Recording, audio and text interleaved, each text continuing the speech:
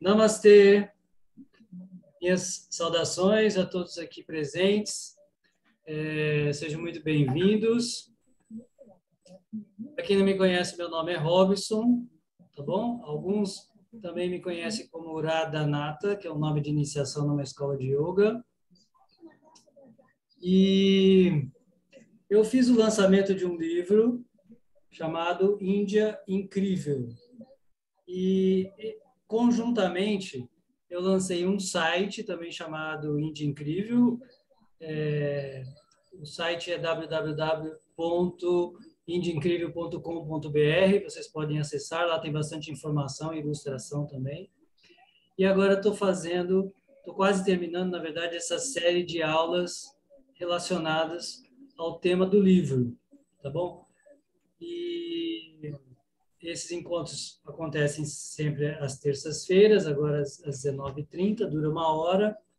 Depois a gente fica um tempinho para perguntas e respostas e tal. Mas a apresentação leva 1 hora. Supostamente hoje seria o último encontro, porém, como eu não consegui gravar a aula de mitologia, eu vou repetir semana que vem, se por acaso alguém quiser, tiver perdido, ele pode assistir a semana que vem a aula de mitologia. Como eu sempre explico, se por acaso houver alguma interrupção, tenha um pouquinho de paciência e eu me reconecto, tá bom?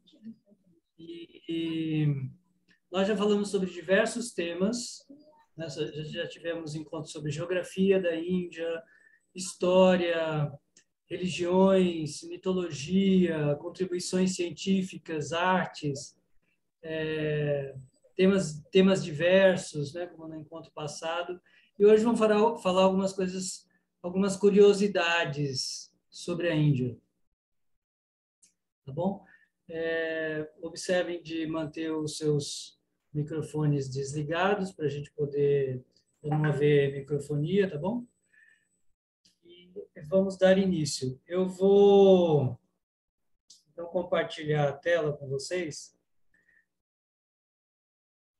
Eu vou compartilhar a tela dos slides.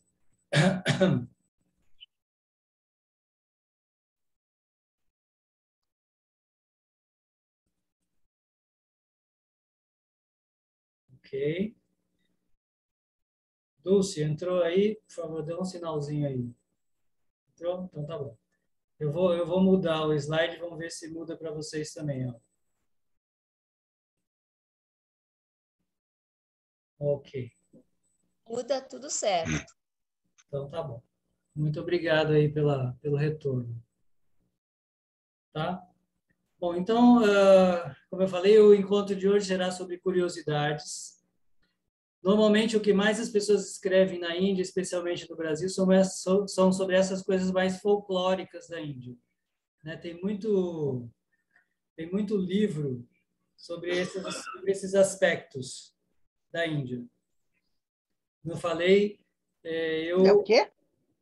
por favor, mantenha Exatamente. os microfones.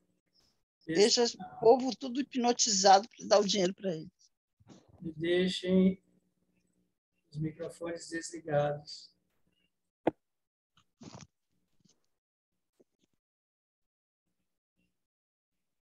Só um minutinho, eu vou... Ok. Obrigado.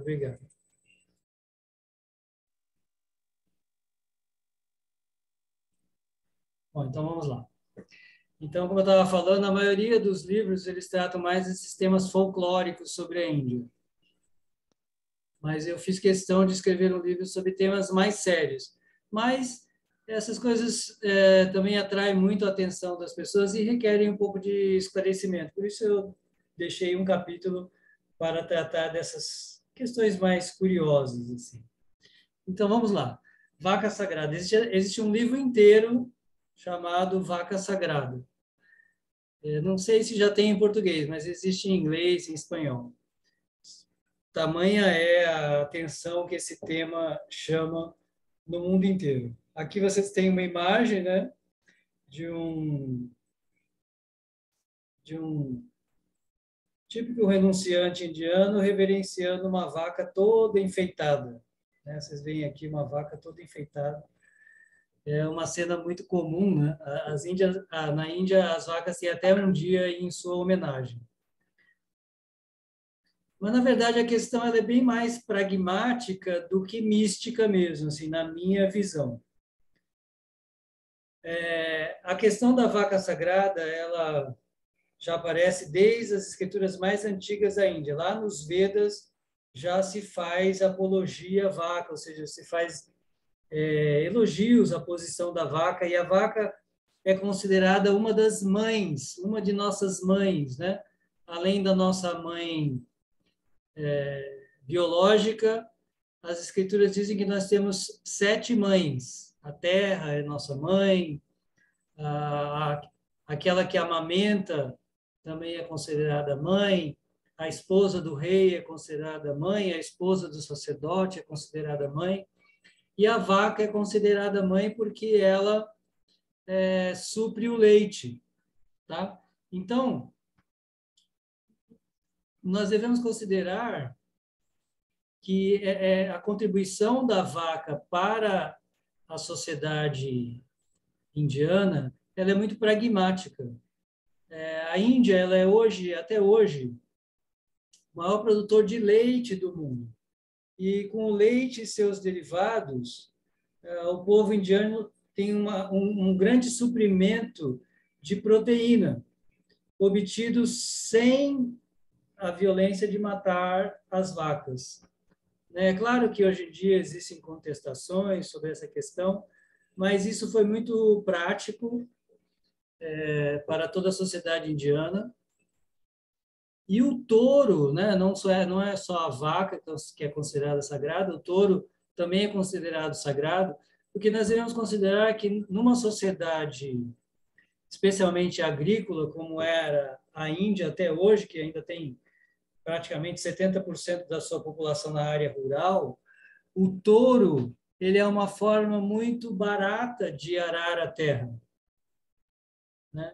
Então, com a vaca, as pessoas na Índia obtêm o leite e com o touro eles podem arar a terra, e tudo da vaca e dos bovinos, de modo geral, é aproveitado.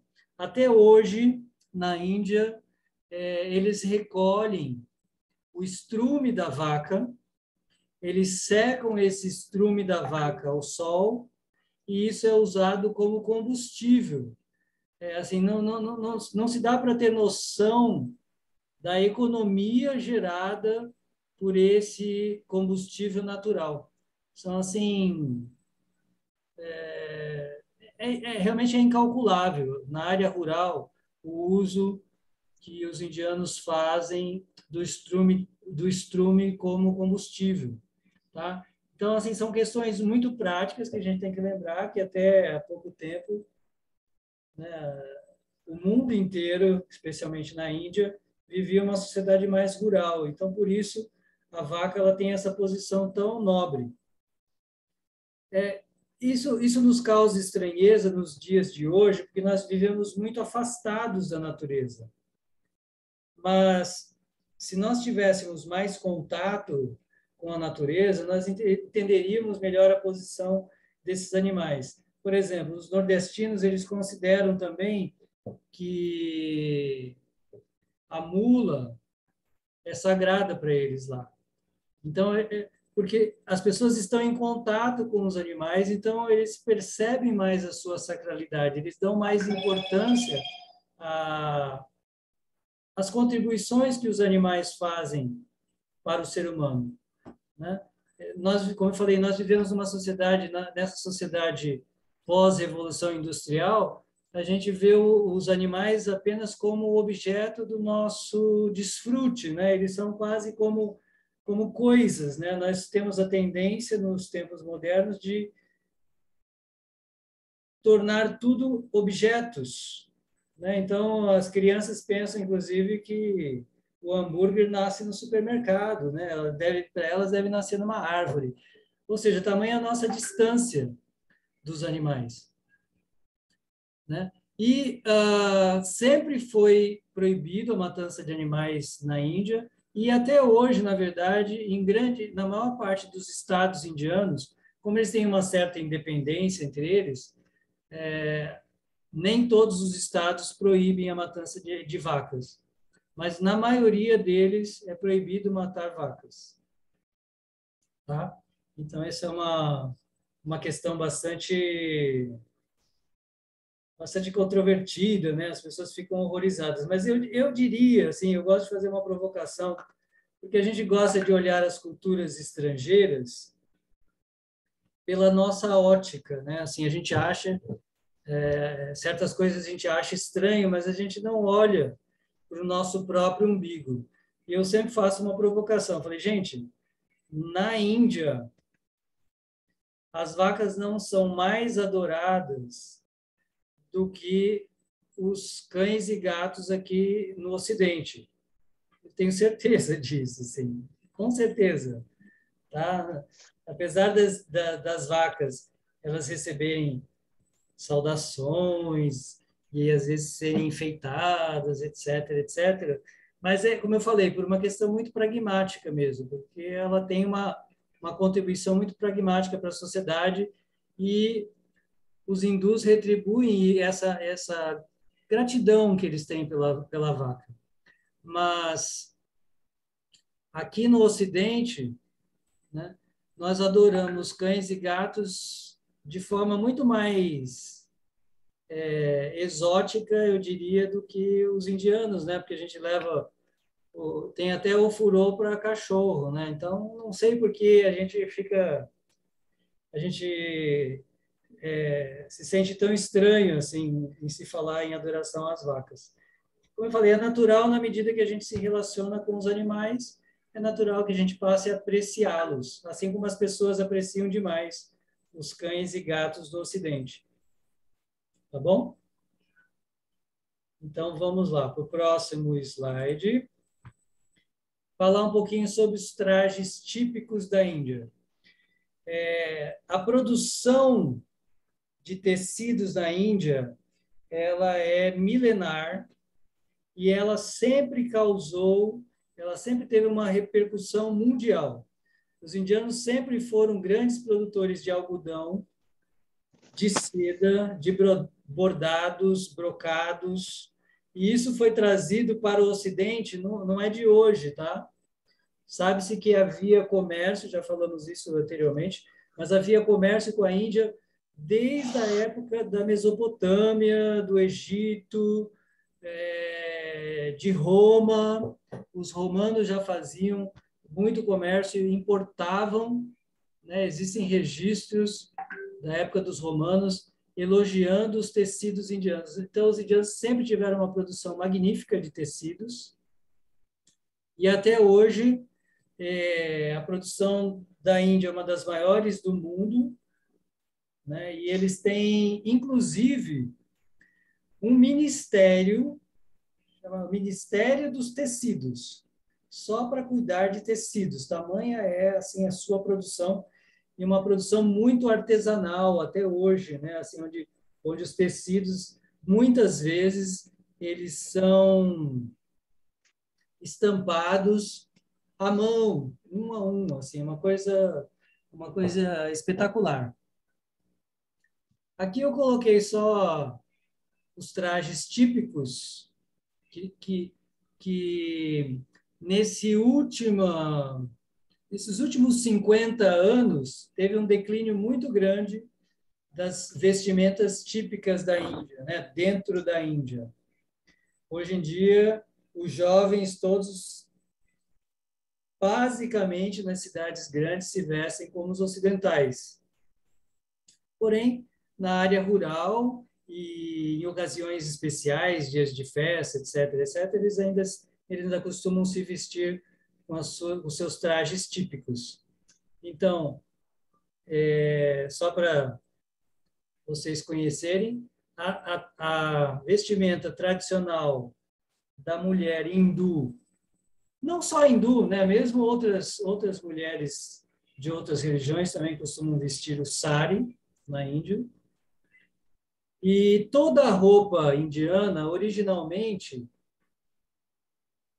toda a roupa indiana, ela surgiu, pelos registros que se tem, todas elas surgiram de um único tecido que era envolvido no corpo sem costuras.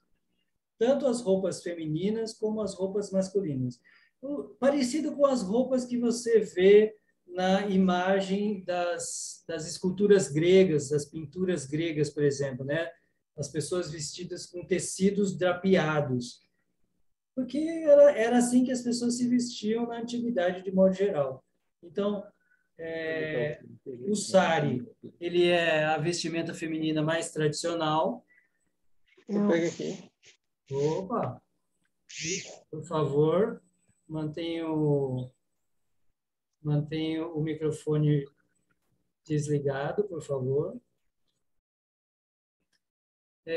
As mulheres costumam usar também, né, aqui é o sari, e por trás do sari elas costumam usar uma blusinha chamada choli.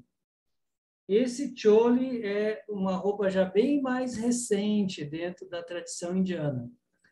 Pelas imagens antigas, esculturas, etc., pinturas, as mulheres não deveriam usar esse choli. Esse choli, que é uma espécie de uma blusinha justa, ele é uma roupa mais recente, né? Ela deve ter alguns séculos e não milênios.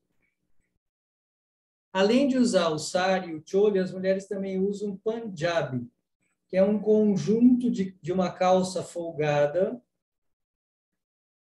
com uma túnica longa, né, parecida com uma roupa masculina, parecida com essa roupa masculina. As mulheres usam também um panjabi, que é assim, como eu falei, uma túnica bem longa e uma calça larga. No caso das mulheres, elas usam essa roupa acompanhada de um manto que chama dupatta. E os homens usam um dhoti e uma kurta. O dhoti também é feito de um só corte de tecido enrolado na parte de baixo do corpo. A kurta, ela foi uma contribuição que veio da Pérsia, né? Aí, inclusive, já com botões também, que é uma coisa que não havia nas roupas indianas milenares.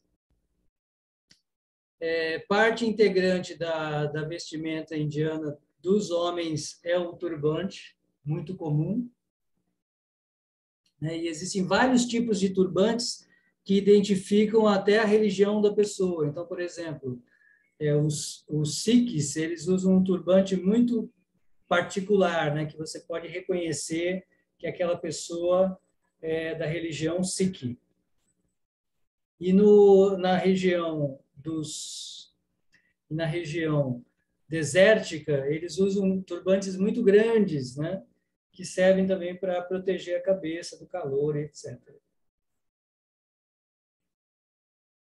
Então, vamos para o próximo slide.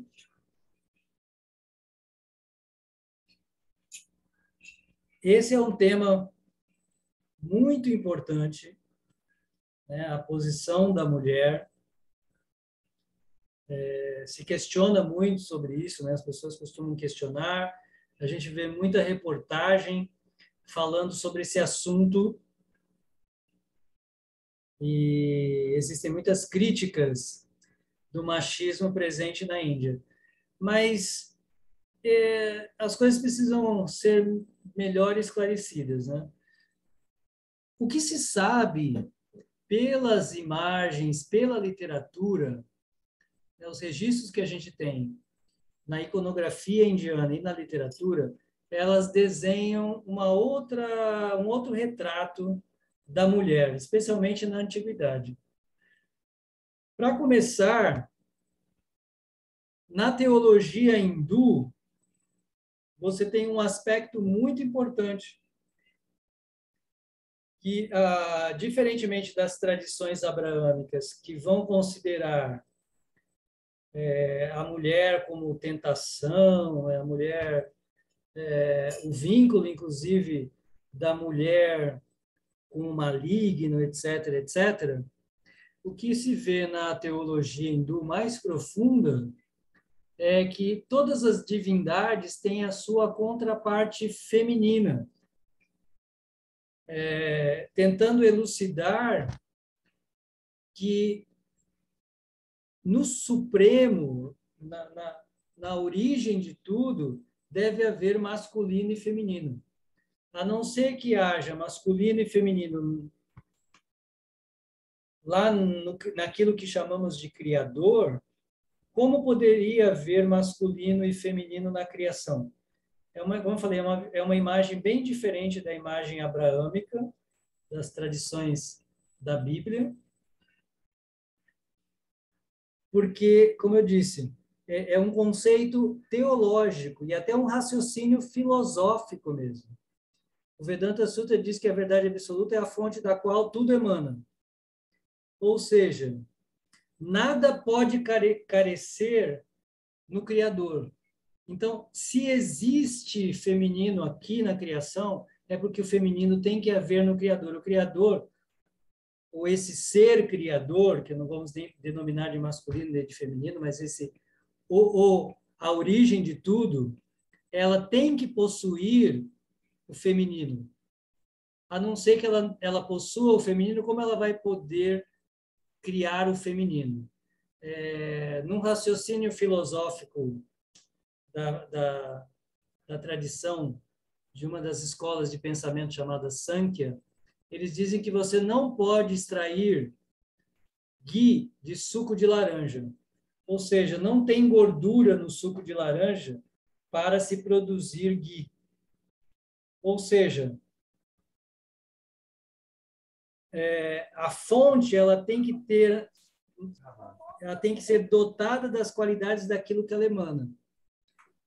Ou seja, a gente só pode extrair ghee do leite, porque no leite tem gordura suficiente para gerar o ghee. Então, da mesma maneira, na origem de tudo, o feminino deve estar presente, caso contrário, ele não estaria presente aqui. E também no Hatha Yoga, essa ideia da combinação do masculino e do feminino estão muito presentes, porque o Hatha Yoga ele tem como objetivo equilibrar os dois hemisférios do nosso cérebro que regem o lado masculino e o feminino. Isso é interessante porque é uma descoberta científica, a ciência acabou provando isso, o que o Hatha Yoga já fala há muitos e muitos centenas e talvez milhares de anos. Do ponto de vista das escrituras, se sabe, por exemplo, que havia mulheres sábias desde a mais remota antiguidade. Por exemplo, nas Upanishads você tem relato de grandes sábias que eram instrutoras, ou seja, para elas serem instrutoras, com certeza elas tinham direito à educação. Como eu falei, existe até hoje algumas correntes que são completamente matriarcais, que adoram Deus como uma mãe, na Índia, como existe, por exemplo, as tradições de matriz africana também, que adoram Deus como mãe. Essa tradição também existe na Índia. No Mahabharata, por exemplo, existe um relato extremamente interessante, né, assim que quebra com todos os estereótipos que a gente possa ter sobre a mulher indiana, porque no Mahabharata você tem um registro de um caso de poliandria, embora na própria história ele relata que isso não era um caso único, mas que havia outros casos, onde o protagonista ali da obra, que são os Pandavas, os 5 Pandavas, eles são casados com uma única esposa. É muito comum o relato de reis que se casavam com muitas esposas, mas é interessante que no Mahabharata você tem isso, né? Esse registro de poliandria, não de poligamia, ou seja, de uma mulher se casar com muitos maridos. E saibam vocês que numa parte da Índia essa tradição existe até hoje. Lá bem numa região bem norte da Índia, noroeste da Índia, nordeste, desculpa, na região nordeste da Índia, existe um lugar com essa tradição ainda de poliandria. tradicionalmente, né, para mostrar respeito à esposa, as escrituras recomendam que o marido chame a sua esposa de deusa. Né? Esses são diferentes relatos das escrituras antigas da Índia que demonstram assim o respeito e a reverência que as mulheres recebiam. Como vocês podem ver aqui nessa imagem, toda a literatura védica ela ressalta a beleza feminina. Também uma grande diferença entre as tradições ocidentais que tentaram reprimir a beleza feminina, etc. Na literatura védica, a beleza feminina ela é muito ressaltada, ela é muito exaltada, e em todas as imagens o que a gente vê é um retrato de uma mulher extremamente bonita, extremamente decorada, maquiada, onde ela não tem, de forma alguma, que se reprimir ou ser impedida de se enfeitar, ou muito menos de cobrir todo o seu corpo, de esconder toda a sua beleza. A gente pode ver assim, né, um abismo de diferença entre as tradições ocidentais e a tradição indiana.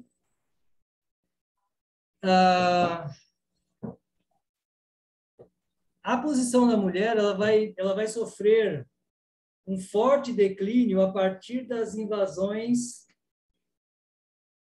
vindas do Oriente Médio e posteriormente da Europa. Né? Há 1000 anos, mais ou menos, a Índia começou a ser invadida pelos povos do Oriente Médio, depois da Ásia Central, e no século XVI ela foi invadida por diversos grupos de europeus. E foram eles que levaram muito do que se vê hoje, né, muito do que a mulher sofre hoje na Índia, ela se deu em decorrência dessas influências estrangeiras. Inclusive, toda a iconografia que a gente vê, né, todas as imagens, todas as esculturas antigas que a gente vê da Índia e as pinturas, você não vê uma mulher encoberta. Inclusive, você nem vê essas mulheres com a cabeça coberta. O que se sabe é que, muito provavelmente, as mulheres que tiveram que se cobrir e, muitas vezes, que se trancar em casa por medo de perseguição desses invasores que tinham uma relação bastante repressora com as mulheres. Esse é um tema bastante complexo da gente entender na Índia, mas por todos os registros que a gente tem da literatura e da iconografia, a mulher ocupava uma posição bem diferente na sociedade. E só um fato bastante folclórico que eu citei no livro é que, ao contrário da imagem da mulher submissa que a gente tem, saibam vocês que numa pesquisa internacional, que vocês podem até procurar na internet, as mulheres indianas elas estão entre as 3 mulheres do mundo, né, as 3 países do mundo onde as mulheres mais batem nos maridos, tá bom? Então, elas não são tão submissas quanto as pessoas pensam aqui no Ocidente. Isso é fato mesmo. Isso é fato histórico, vocês podem pesquisar isso. Bom, outro tema que é o casamento. O casamento hindu ele faz parte lá dos sacramentos, ele é o mais importante, na verdade, o mais longo, o mais caro, o mais festivo ritual hindu. Né? Assim, a maioria das pessoas gasta pelo menos 1/5 de toda a sua riqueza para a cerimônia de casamento, que leva, assim, dependendo do status social da pessoa, ela pode levar até uma semana. Né? Então, assim, é um ritual bastante caro. E aqui vocês têm uma imagem, né, de um casamento. Alguns elementos chaves do ritual é dar a mão da noiva, algo parecido com o que se faz aqui. Segurar a mão da noiva perto do fogo, olha, como vocês estão vendo aqui na imagem. Né? A cerimônia de... Um dos rituais da cerimônia é esse aqui, né? Feito em torno dessa pira aqui de fogo. E nesse ritual, o casal dá 7 voltas do fogo, fazendo diversos tipos de promessa de casamento. É uma cerimônia muito bonita, como na maioria dos países, né? O casamento é uma cerimônia muito bonita. O que mais chama atenção, né? O que é mais folclórico sobre o casamento indiano é o fato deles serem casamentos arranjados. A gente acha isso assim, espantoso, mas há não mais de 70 anos isso também acontecia no Ocidente. O fato das pessoas se casarem por amor é uma coisa bastante recente, né? Assim, nós estamos acostumados com essa ideia, mas ela não é uma prática milenar. Mas até hoje, predominantemente os casamentos na Índia ainda são arranjados, né? Para nosso grande espanto, eles ainda são arranjados. Mas cada vez mais, especialmente nas cidades grandes, as pessoas elas estão optando pelo que eles chamam lá de casamento por amor, né? Ou seja, o casamento onde se escolhe. Mas o tradicional é que os casamentos sejam arranjados pelas famílias de acordo com cálculos astrológicos, né? Então, a astrologia é um aspecto muito importante da cultura hindu, então tudo é calculado pelos astros. Então,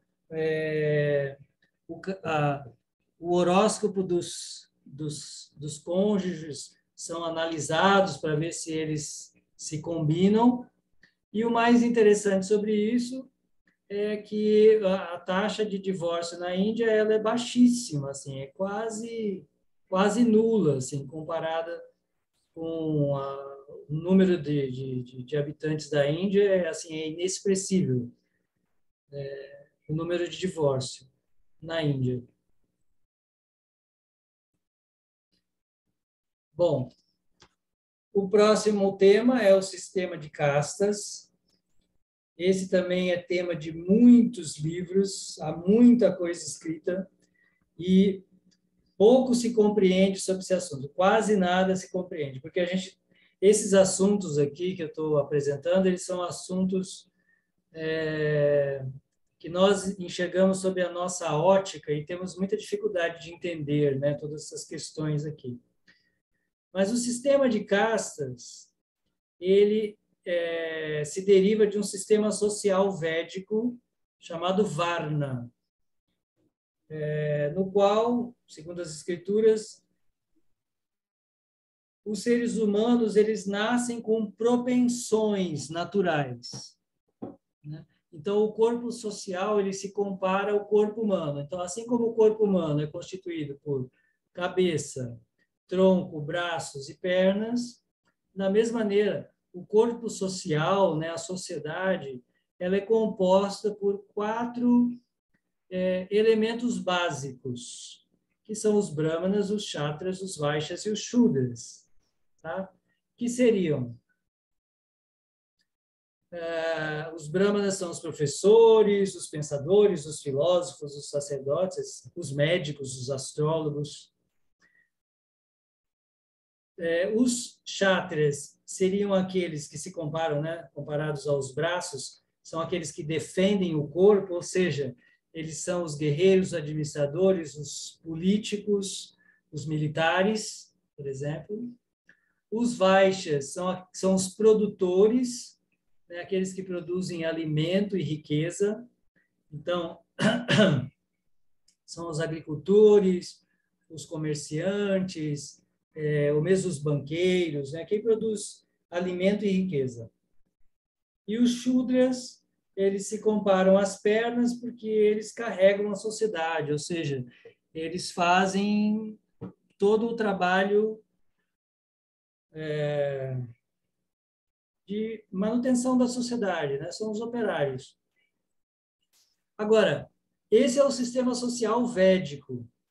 O sistema de castas é uma confusão, porque o sistema de castas é uma deturpação, não exatamente desse sistema social védico dos Varnas, e sim das jatis, que é uma outra divisão que é existente na Índia, de acordo com a profissão da pessoa. Ou seja, aparentemente eu estava falando também das profissões, né? Mas as jatis, enquanto os varnas são só esses 4, as jatis elas são centenas e milhares de profissões, todas as profissões. E com o tempo, esse sistema social e essas divisões aí de profissionais, elas passaram a ser transmitidas por tradição familiar, ou seja, filho de médico era médico, filho de professor era professor, filho de comerciante era comerciante, filho de artesão é artesão, e isso foi sendo levado adiante, é claro que em função, obviamente, de uma deturpação, porque não é isso que está afirmado em nenhum texto importante. Nos textos importantes se explica que esses talentos, eles são natos à pessoa, não por nascimento, mas assim, a pessoa ela nasce com certas qualificações e ela deve ser reconhecida por essas qualificações. É isso que as escrituras relatam. E, na verdade, esse sistema de divisão social é muito parecido com o que era adotado nas sociedades antigas. O mesmo Platão, por exemplo, na República, no livro A República, ele fala de uma divisão social muito parecida. Na Idade Média, por exemplo, na sociedade feudal da Idade Média, as divisões eram muito parecidas, né, dos sacerdotes, a nobreza, a burguesia e o proletariado, é muito parecido. Tá? Então, esse sistema era um sistema que acontecia também aqui no Ocidente até a Idade Média, isso vai acabar por volta do século XVI, mas, ao mesmo tempo que esse sistema ele existe desde a mais remota antiguidade, a sua deturpação sempre foi contestada na Índia. Tá? Então, você tem registro da época de Buda, por exemplo. Buda já contestou o sistema de castas. Mahavir, da religião jainista, contestou o sistema de castas. Guru Nanak, da religião Sikh, contestou o sistema de casta. Gandhi, agora no século XX, contestou o sistema de castas. E até hoje na Índia, tem muitos grandes sábios e mestres que contestam esse sistema de castas. Ninguém contesta o sistema social védico, porque todos os sábios consideram que essas divisões são naturais dos seres humanos. Os seres humanos naturalmente têm talentos próprios que se enquadram basicamente nesses 4 parâmetros aqui, né? Os intelectuais, os protetores da sociedade, os produtores da sociedade e os operários. Em toda a sociedade existem essas divisões naturalmente, né? E isso é muito aceito na Índia até hoje. Mas a transmissão desses talentos dentro de uma família, isso é muito contestado até hoje, tá bom? Não é algo assim tão pacífico como a gente pensa, como as pessoas pensam. Tá? Vamos falar aqui um pouquinho só sobre o Ganges. Nós já falamos sobre a importância do Ganges lá na hidrografia da Índia. No primeiro encontro sobre a geografia, a gente falou bastante sobre isso. Nós vamos falar mais aqui do aspecto místico do Ganges, né? O Ganges nasce lá nos Himalaias, ele vai desaguar na Bengala, ele percorre 2.500 quilômetros da Índia, por isso ele é o principal rio, e ele é muito sagrado para os hindus por causa de uma tradição, por causa da sua origem mítica, né? Segundo as escrituras hindus, narra a história que certa vez Vishnu encarnou, né, numa forma chamada Vamana, de um anãozinho. E esse anãozinho foi pedir um pedaço de terra para um grande rei, que era um rei demoníaco que estava dominando o mundo, e Vishnu veio para destronar esse rei. Então, essa encarnação de Vishnu, como Vamana, ele pede um pedacinho de terra para o rei, onde ele pudesse dar 3 passos, 3 de seus passos. E o rei, bondosamente, né, apesar de ele ser um rei demoníaco, ele era também piedoso, então ele deu um pedaço de terra para esse sacerdote anão. E com 2 de seus passos, com apenas 2 de seus passos, ele cobriu o universo inteiro. No primeiro passo, ele cobriu metade do universo, e no segundo passo, ele cobriu a segunda metade do universo. E com o dedão do seu pé, ele furou a cobertura do universo. Né? Segundo a concepção védica, o universo ele tem uma forma oval e fechada. E essa encarnação de Vishnu, com o dedão do pé, ele furou o universo. E como esse universo, ele boia, segundo a literatura védica, lá, a mitologia védica, esse universo ele está boiando no oceano da criação. Essa água do oceano da criação, ela entrou por esse furo que foi feito lá no topo do universo, e essa água ela veio escorrendo pelo universo inteiro, até chegar na Terra. Antes de chegar na Terra, ela bateu na cabeça de Shiva. Bateu na cabeça de Shiva, e aí as águas escorreram pelos cabelos de Shiva, e assim chegou na Terra como a forma do Ganges. Então, por esse motivo, o Ganges ele é muito sagrado, né? Porque ele veio lá do topo do universo e ele percorreu todo o universo, chegou até o planeta Terra. E por isso, se banhar nesse rio sagrado, ele promove a purificação do espírito e a liberação. Até hoje,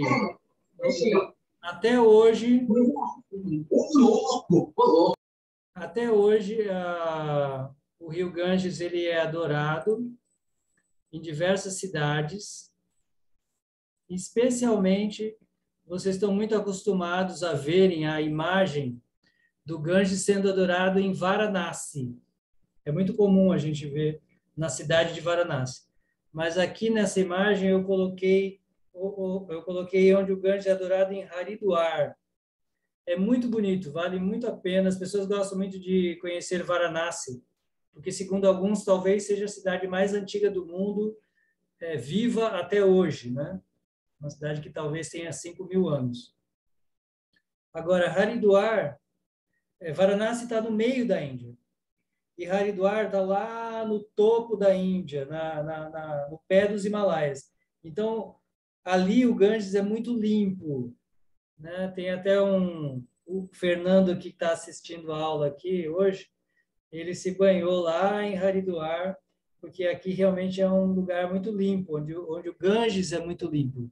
Tá? Eu recomendo muito que as pessoas visitem o Ganges nessa região, que é como a imagem que a gente tem do Tietê aqui no centro de São Paulo, ou onde ele nasce lá em Salesópolis, né? Onde ele nasce em Salesópolis, ele é completamente limpo.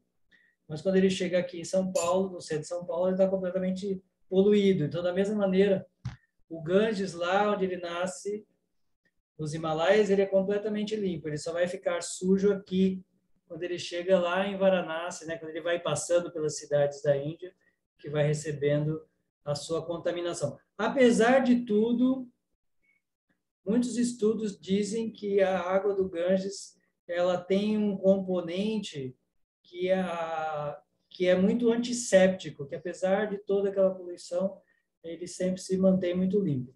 Tem algumas pesquisas que são feitas sobre o assunto. Bom, vamos falar um pouquinho do vegetarianismo.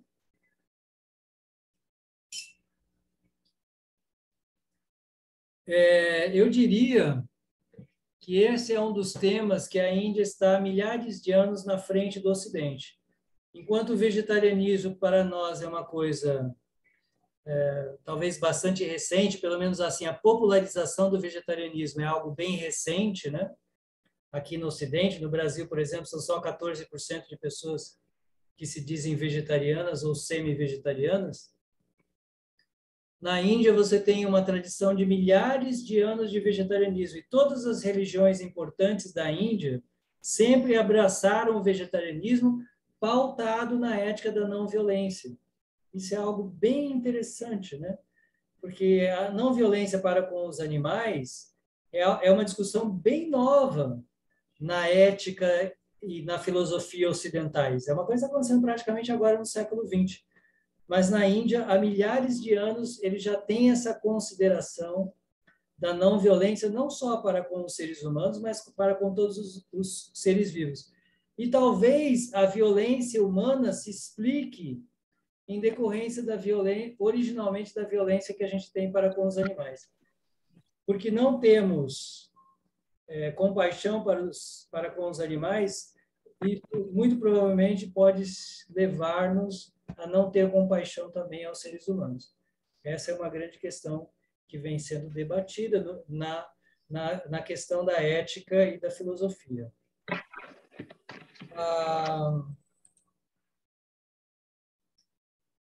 O vegetarianismo ele promove uma alimentação sátrica, que quer dizer uma alimentação no modo da bondade, ou seja, que promove saúde, paz e bondade. Esse é o grande motivo, né? Também assim prático.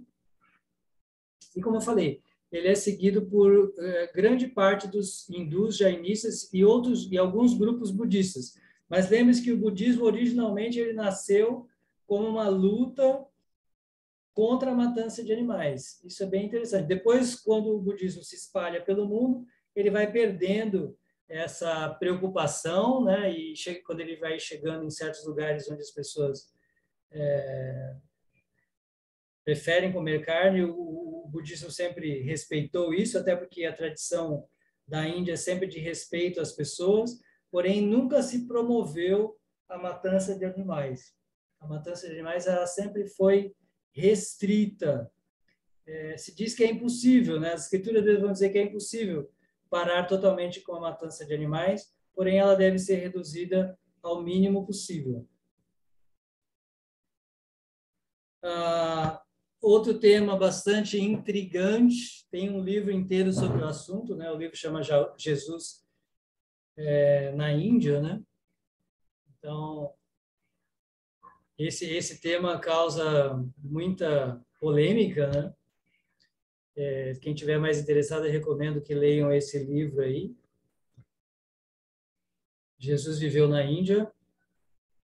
Ele se fundamenta num manuscrito que dizem, né, apareceu no século XIX, de que um santo chamado Issa, que é o nome de Jesus em árabe, ele teria passado na Índia a sua juventude e também depois da crucificação. Então, é todo um relato encontrado no manuscrito, num monastério budista. E nesse manuscrito encontrado no século XIX, ele relata toda essa história que é muito semelhante à história de Jesus. Tá?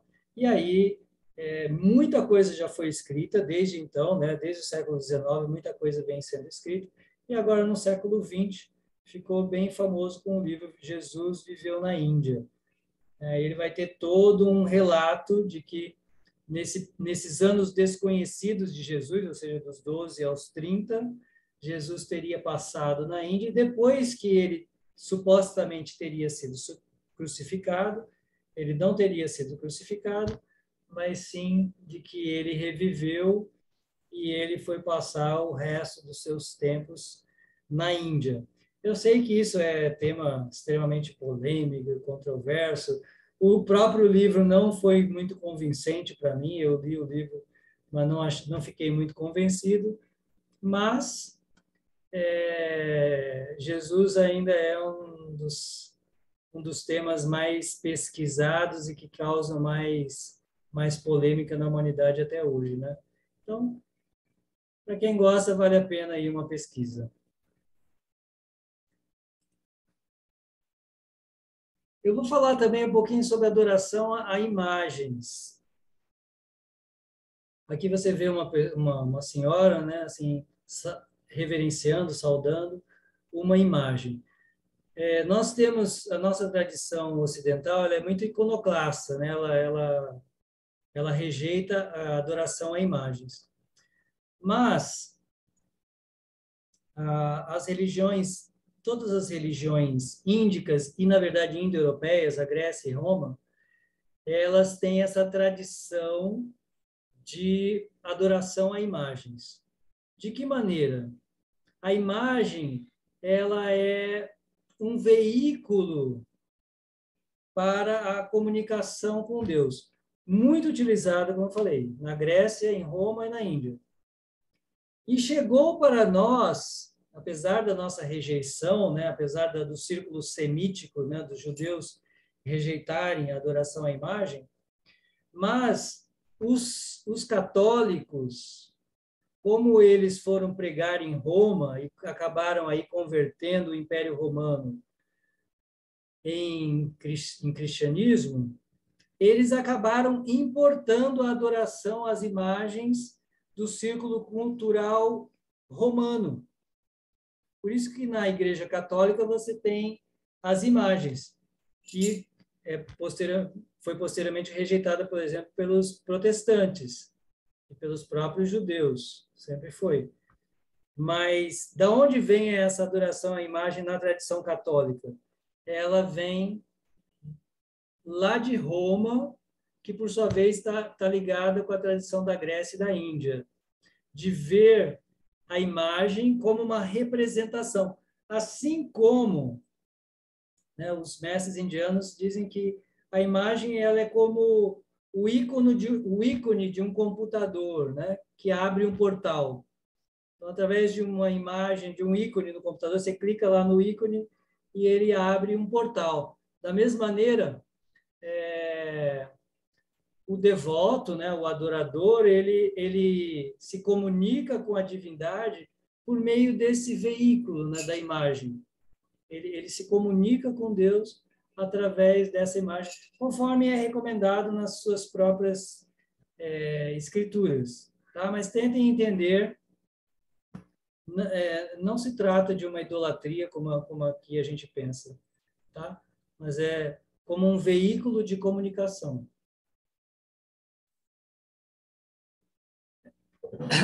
Outro tema bastante intrigante para nós, né, que agora também está se popularizando no Ocidente, é a cremação. A cremação ela serve como uma cerimônia de desapego do corpo, né? Aqui você tem a imagem justamente em Varanasi. Varanasi é o lugar onde as pessoas costumam serem cremadas. As únicas exceções à cremação são as crianças e as pessoas santas, as mulheres grávidas, por exemplo, esses não são cremados porque são considerados santos, né? Então, assim, eles não têm um karma para queimar, então eles não são cremados. Em geral, a cremação ela acontece aqui às margens do Ganges, como a gente vê, por isso aquela imagem tradicional de Varanasi aqui, nas margens do Ganges. E o luto dura 13 dias. E depois de um ano, ele tem um ritual de homenagem chamado Shraddha. As datas comemorativas do luto, elas são extremamente parecidas com a tradição católica, né? Então, você tem a cerimônia de cremação, depois você tem a cerimônia de um mês, depois você tem a cerimônia de um ano, que é essa aqui que eu falei de Shraddha. Muito provavelmente, lá na sua origem, o cristianismo teve alguma relação com essa cultura, porque as datas comemorativas, né, do luto, elas são muito parecidas nessas culturas. E para finalizar, só algumas curiosidades, né, como eu falei. A palavra shampoo, ela vem do hindi champu, porque isso foi uma descoberta dos europeus quando chegaram na Índia, né? Os ingleses, quando chegaram na Índia, eles descobriram que os indianos tinham um tipo de uma poção que eles usavam para lavar o cabelo que fazia espuma, né? E aí os próprios europeus passaram a fazer uso desse shampoo, que era aplicado junto com uma massagem na cabeça, né? Tanto é que a palavra shampoo quer dizer exatamente isso, significa massagear. E aí chegou para nós como esse espécie de produto higiênico para lavar o cabelo. Em 2009, um satélite indiano descobriu água na Lua, né? A gente já teve um encontro inteiro para falar das contribuições científicas da Índia, mas esse aqui foi um detalhe importante que eu esqueci de falar lá, que é que esse satélite indiano chamado Chandrayaan, ele descobriu água na Lua em 2009. Em Kerala, eles têm um spa para elefantes, né? Não só eles têm um spa para elefantes, mas especialmente o grupo jainista, que tem muita preocupação com os animais, eles têm diversos tipos de instituições desse gênero. Então, por exemplo, em Delhi você tem o hospital para pássaros, você tem o hemocentro para cães, você tem orfanatos para vacas. Assim, é muito tradicional esse respeito que se tem pelos animais tradicionalmente, assim, na cultura indiana. É algo bonito que, como eu falei, para nós está chegando agora no Ocidente, né? Essa preocupação e respeito com os animais é algo bem moderno para nós e na Índia é milenar. Você também tem o primeiro hospital veterinário de que se tem registro na história, foi criado na Índia pelos budistas, há cerca de 2000 anos atrás. Aqui você tem, eu coloquei uma conta aqui, ó, vocês veem essa conta aqui. Essa senhora chamada Shakuntala Devi, ela resolveu esse cálculo em 28 segundos. Foi um teste que ela passou e eles fizeram essa pergunta e ela acertou isso em 28 segundos. Ela é totalmente extraordinária. Essa mulher tem, inclusive, livros escritos sobre o assunto. Como eu falei, isso aí está muito relacionado com a tradição dos indianos da lógica, né? Então, eles têm pessoas realmente muito inteligentes nesse aspecto. Outra curiosidade é que aqui o Fred Mercury, o famoso cantor Fred Mercury, ele é o descendente dos Parsis indianos. Lembra que eu falei para vocês que os zoroastristas da Pérsia se refugiaram na Índia e eles são chamados de Parsis. E talvez o Parsi, né, o descendente de Parsi mais famoso do mundo aí seja o Fred Mercury, que depois acabou indo para a Inglaterra e lá ficando famoso, né? E o Ben Kingsley é aquele que fez o filme do Gandhi. O diamante foi descoberto primeiro na Índia, né? Por muitos e muitos séculos só havia diamante na Índia. Quando o diamante foi descoberto aqui no Brasil, por exemplo, na época, o imperador mogol da Índia, né, da dinastia do Shah Jahan, ele mandou seus compradores virem para o Brasil e até hoje vem muitos indianos comprar diamante aqui no Brasil. Existe até, é muito interessante, em Minas, existe uma cidade na Índia em homenagem a o nome de uma cidade da Índia foi dado em homenagem ao imperador mogol, né? Isso é bem interessante mesmo. Tamanho foi a relação de comércio, porque os indianos eles são até hoje fascinados, como eu falei, na Antuérpia, até hoje é uma área dominada pelos indianos, né? A ourivesaria ali, trabalho com diamantes. E outro aspecto muito forte da Índia é a homeopatia. A gente pouco sabe sobre isso, né? A gente conhece sobre a medicina ayurvédica. A medicina ayurvédica é muito famosa. Mas a homeopatia ela chegou na Índia no século XIX e ela é hoje uma das maiores do mundo. E esse Rajan Shankaran, ele é um dos maiores homeopatas do mundo. Ele esteve recentemente aqui no Brasil.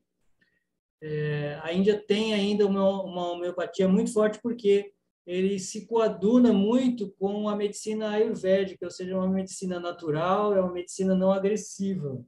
Por isso ela foi assim, ela logo criou muita simpatia na Índia e é muito forte até hoje na Índia. Bom, gente, então foram alguns temas assim de curiosidade para compartilhar com vocês. E agora eu vou deixar aberto aí para perguntas, caso alguém tenha alguma pergunta, alguma colocação. A apresentação que eu tinha que fazer, como eu falei, eu já fiz. E agora está aberto para perguntas. Se vocês tiverem qualquer dúvida ou pergunta, sintam-se à vontade. Deixa eu ver aqui o chat, que no chat parece que já tem algumas coisas. Deixa eu ver aqui.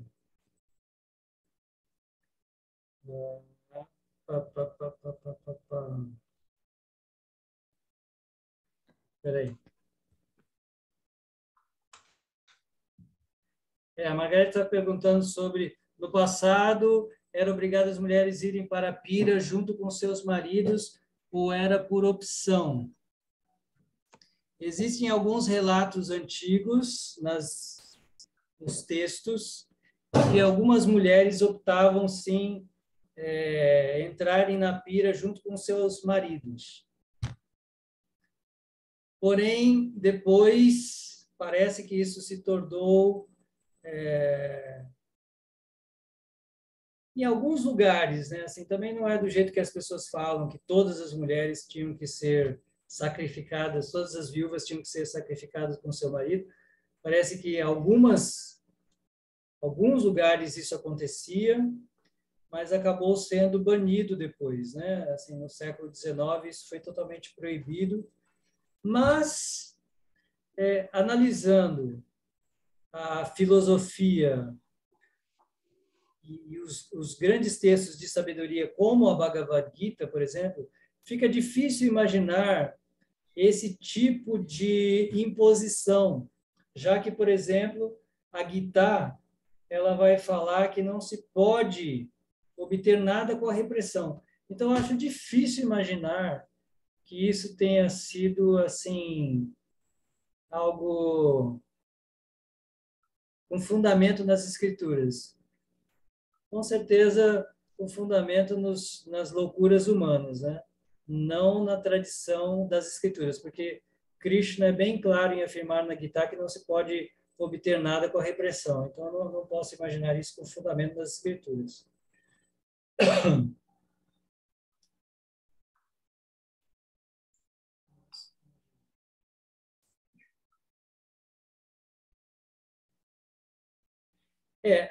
A Margarida também perguntou sobre a nascente do Ganges.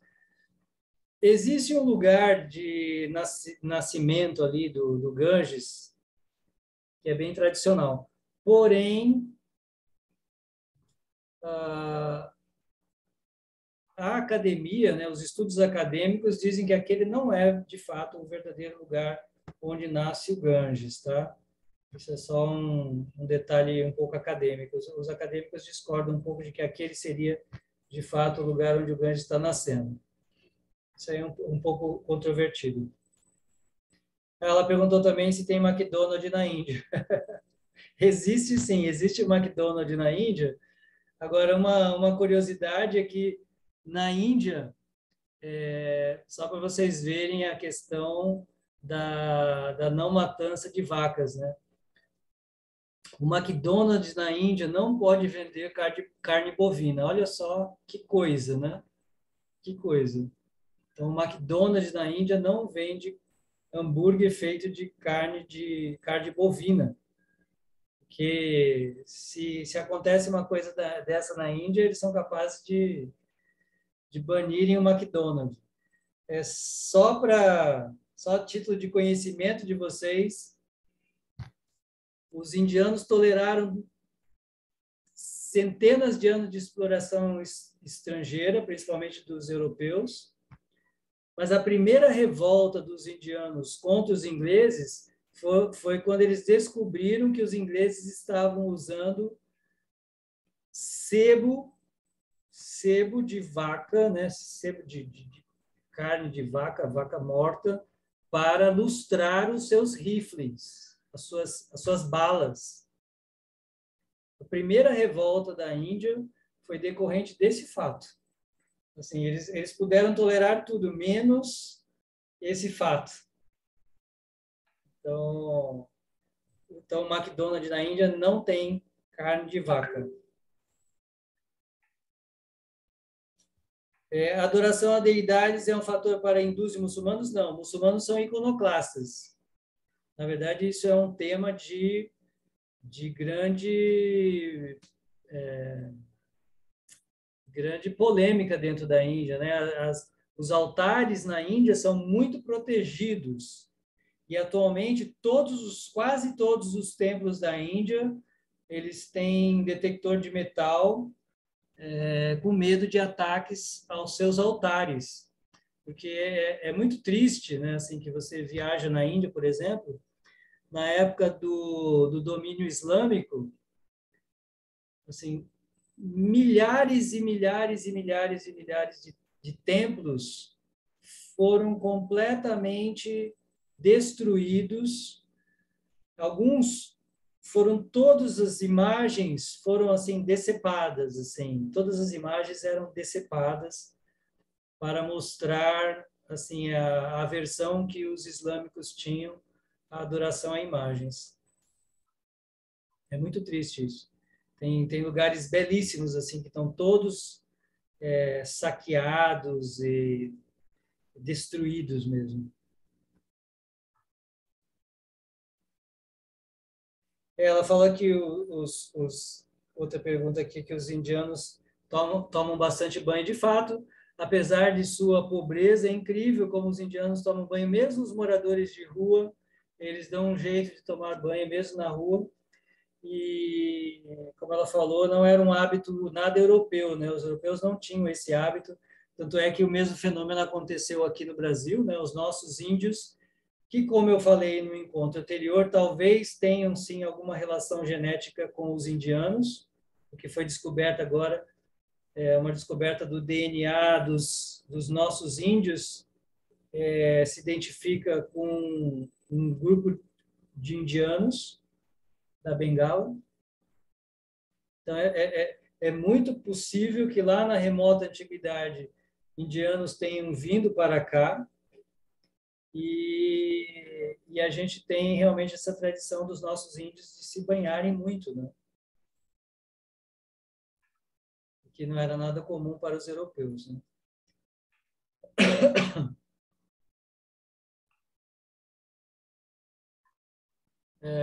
O Laércio perguntou de uma história que fala que o ouro existente no Brasil foi escondido aqui no passado distante, que tal ouro era indiano.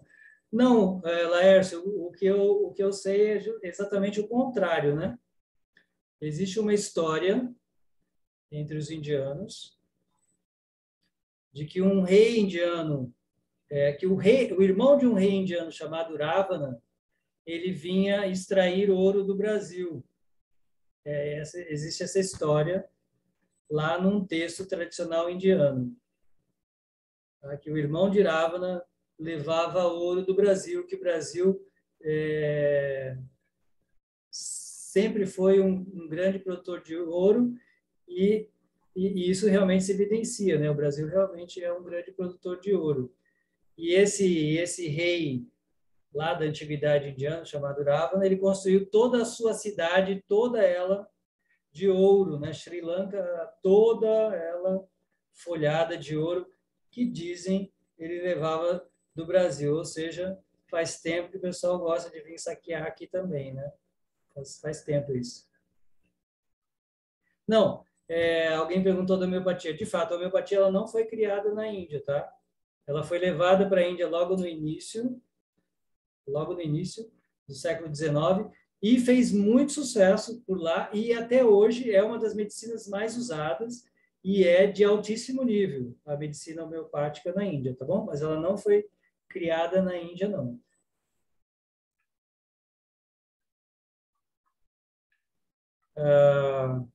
O Laércio está me falando aqui para eu considerar a possibilidade de manter esses programas. Então, eu antecipando, então, já que ele perguntou sobre isso, a minha ideia, se Deus quiser, né? Se Deus quiser, a gente só Deus sabe mesmo. Mas eu quero manter realmente nas terças-feiras, eu quero manter uma certa regularidade de encontros sobre diferentes temas. Para quem chegou agora, né, eu vou avisar de novo. Na semana que vem, hoje, supostamente, foi o último encontro sobre os temas do livro. Mas, como eu não consegui gravar a aula de mitologia, ela deu um problema aqui técnico, não teve jeito de eu gravar, então eu vou repetir essa aula porque eu quero deixar todas as aulas gravadas, para quem quiser assistir depois. Então, vocês já estão convidados, semana que vem eu vou repetir a aula sobre mitologia. Teve muita gente que perdeu, teve gente, inclusive, que, poxa, não gravou, passa de novo e tal. Então, eu vou fazer de novo. Depois, eu vou preparar,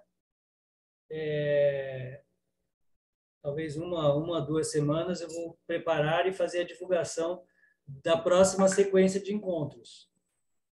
Muito provavelmente, a ideia é manter terça-feira nesse mesmo horário, e aí a gente vai fazer diferentes temas. Então, como eu venho trabalhando, especialmente com a Yamuna, no ano passado nós trabalhamos alguns estudos de sânscrito, eu pretendo retomar. Então, eu sempre faço um encontro sobre sânscrito, mas bem aplicado mesmo, assim, onde a gente estuda alguns versos práticos, assim, a gente estuda sânscrito de forma prática. A gente não vai ficar aqui estudando gramática sânscrita, mas a gente vai estudar gramática através de textos práticos. Então, terminando esse, que eu vou repetir a aula de mitologia na semana que vem, aí 1, 2 semanas para eu preparar o material e fazer a divulgação, para a gente começar esse de um módulo sobre sânscrito aplicado. Muito provavelmente eu vou selecionar alguns versos de canções. Vou selecionar algumas canções em sânscrito, onde a gente vai discorrer sobre o tema dessas canções, e assim a gente vai, aos pouquinhos, homeopaticamente, ensinando a língua sânscrita também, tá bom? E quando não for isso, a gente vai tratando de outros temas também, né? Vamos vendo diferentes temas. Já fizemos também workshops de japa. A gente vai alternando aí.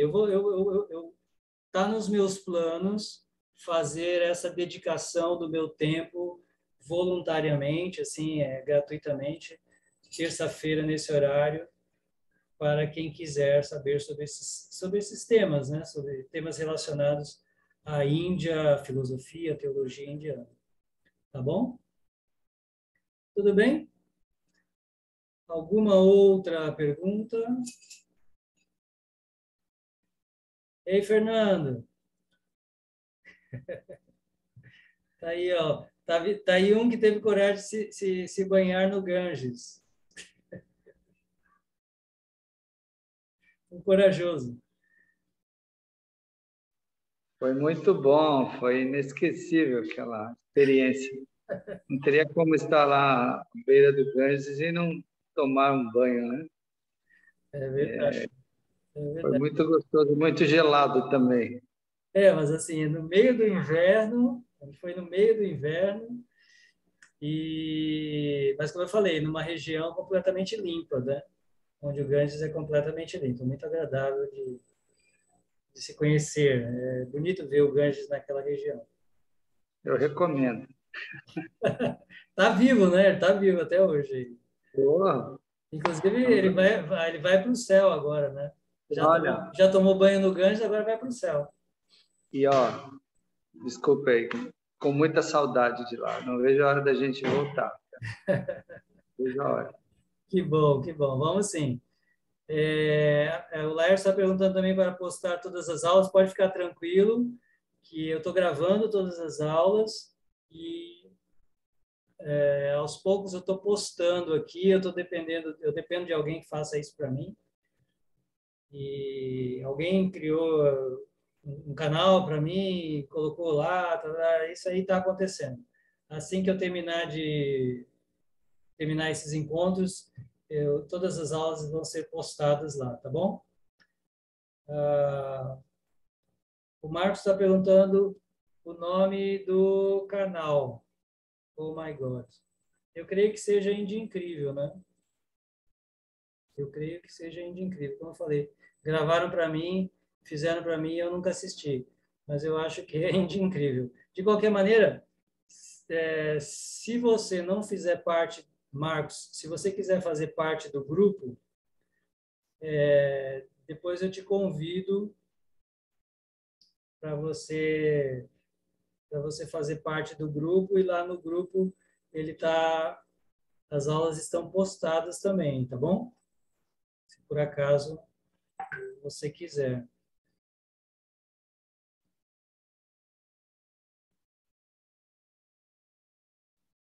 Ele está falando que ele não achou. Então, Marcos, se você quiser fazer parte do grupo, eu